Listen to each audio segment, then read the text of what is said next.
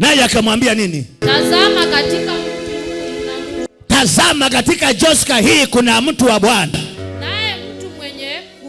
Naye ni mtu mwenye kuheshimiwa kwa sababu anaheshimu neno.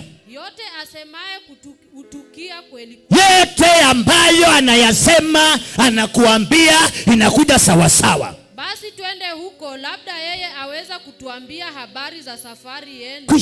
Labda twende huko, anaweza akaona mbele, atuambie hizo punda zilienda pande gani. Kuna watu nyota zao zilikamatwa wakiwa wale wasichana wa 13 years.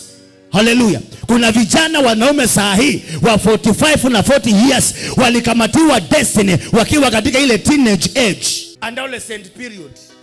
Bwana asifiwe sana. Hukaruka huyo mama akasimama akasema, umemchezea hivi, amekuwa hivi, nawe wako watachezewa mbele ya huyo wangu. Hiyo ni maneno ilisemwa, na hiyo maneno inaweza kukula, ikule your generation, ubakie kuwa mtu ambaye hauna kizazi cha maana katika maisha yako.